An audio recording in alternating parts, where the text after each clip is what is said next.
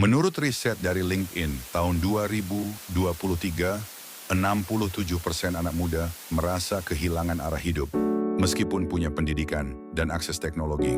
Fakta lain dari WHO bilang, 1 dari 4 remaja mengalami kecemasan karena tekanan hidup modern.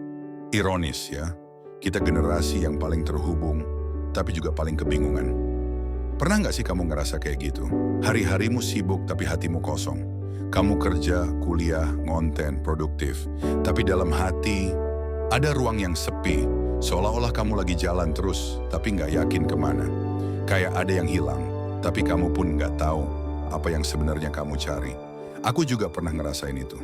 Bangun tidur, scroll HP tanpa arah, dan malamnya mikir, apa ini semua worth it? Apa aku hidup sesuai jalanku?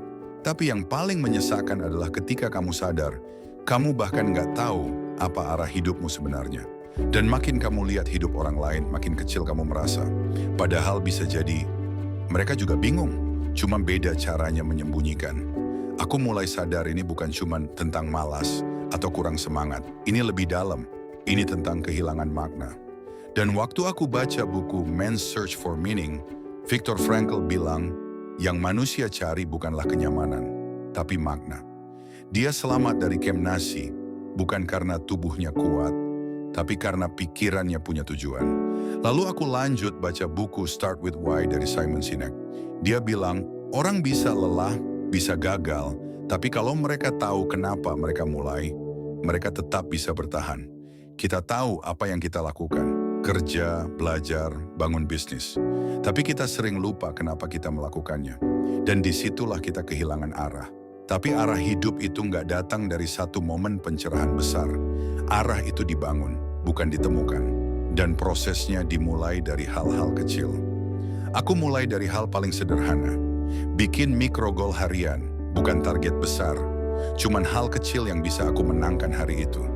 Bangun jam 6, jalan pagi, tulis 3 kalimat di jurnal. Aku nggak nunggu motivasi datang. Aku ciptain momen bergerak. Dan dari situ sedikit demi sedikit, kepingan arah itu muncul. Aku juga mulai coba jawab 4 pertanyaan Ikigai. Apa yang aku suka, apa yang aku bisa, apa yang dibutuhkan orang, dan apa yang bisa jadi sumber penghasilan. Aku nggak bisa jawab semuanya langsung, tapi aku ulangi setiap minggu. Dan lambat laun, aku mulai lihat benang merah. Yang paling berat adalah detox dari media sosial. Tapi waktu aku berhenti bandingin hidupku sama orang lain, aku mulai bisa dengerin suara dari dalam. Suara yang selama ini ketutup notifikasi dan scrolling nggak berujung.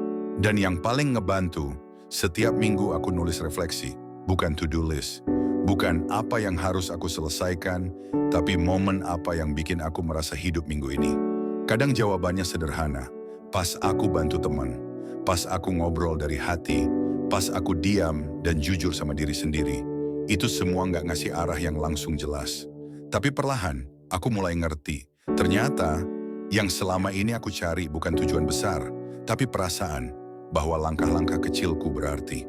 Dan buat kamu yang hari ini lagi merasa hilang, lagi bingung, lagi stuck, dengerin ini baik-baik. Kamu nggak rusak, kamu cuma sedang mencari. Dan proses itu valid. Karena arah hidup bukan datang dari peta orang lain, tapi dari langkah kecil yang kamu pilih sendiri. Like dan share kalau menurutmu video ini bermanfaat. Terima kasih dan salam positif.